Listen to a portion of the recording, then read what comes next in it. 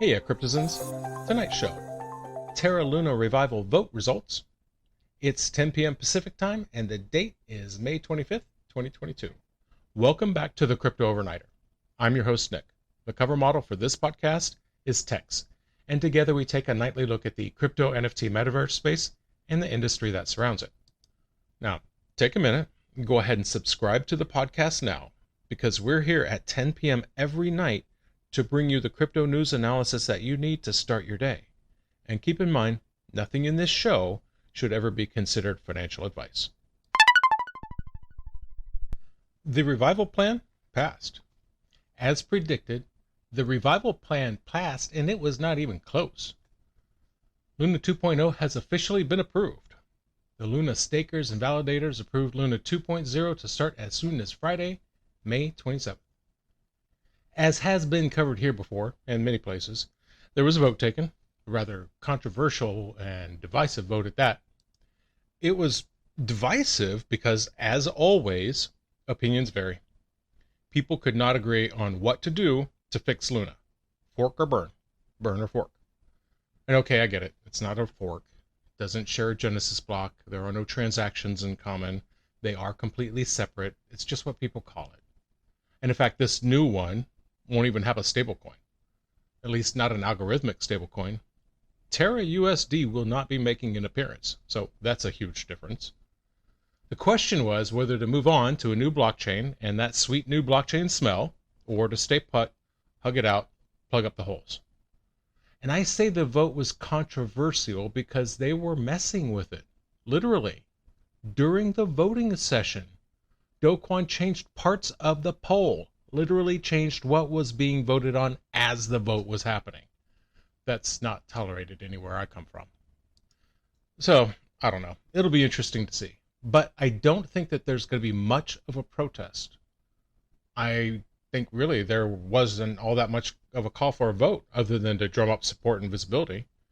Because when the whole question of a fork versus burn came out, it seemed it was going to be pretty obvious to me.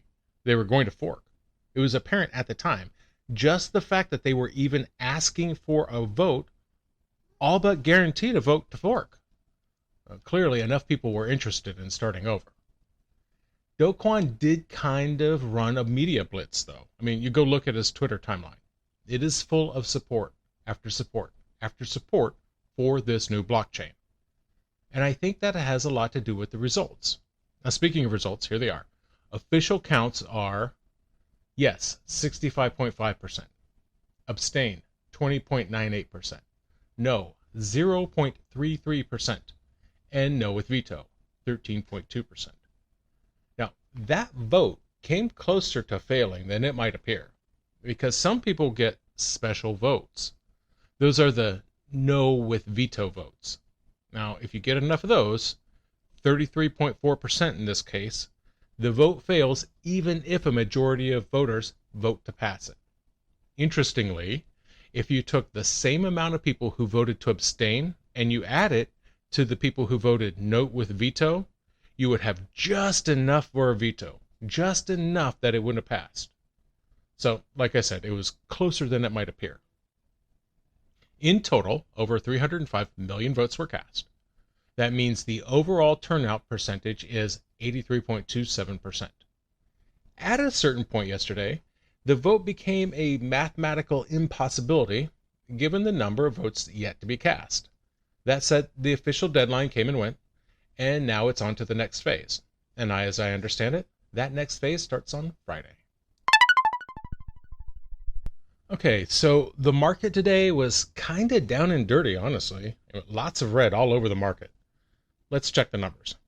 At the time of writing, the global crypto market cap is $1.27 trillion. Have you noticed it kind of likes to hang out in that area, that 1.25 to 1.27 area? It's up 0.32% in 24.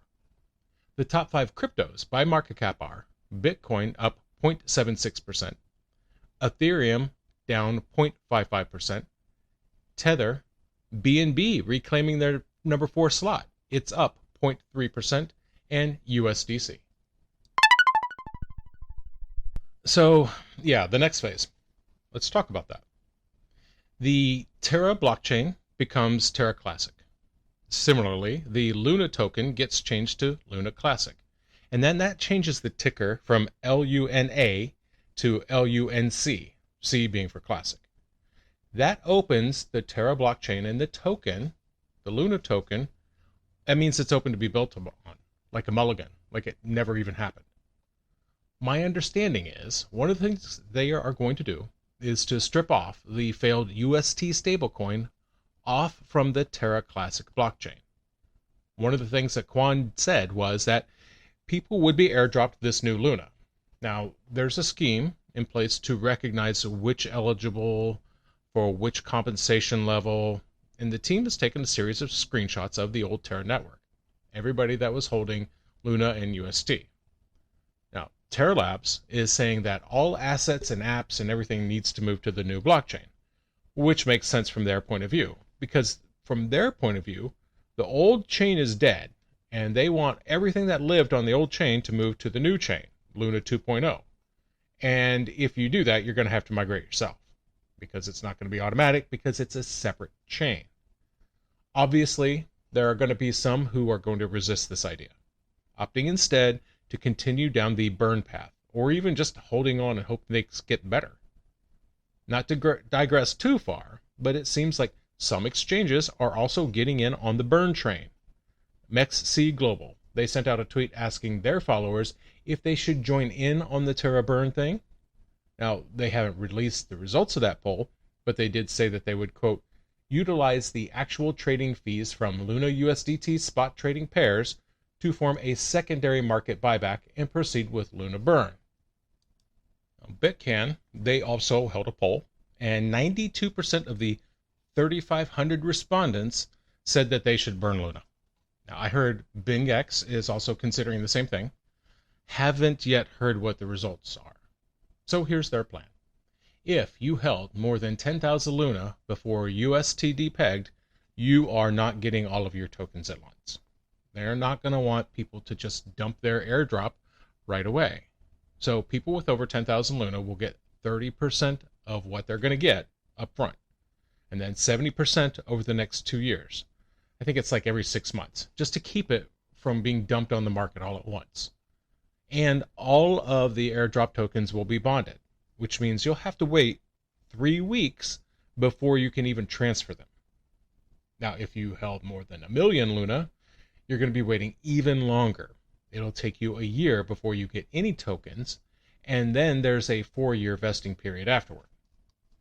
Now, this snapshot, it's obviously not perfect, but it should allow pre-crash investors to regain some level of lost value and still retain some incentives for this new blockchain, in theory.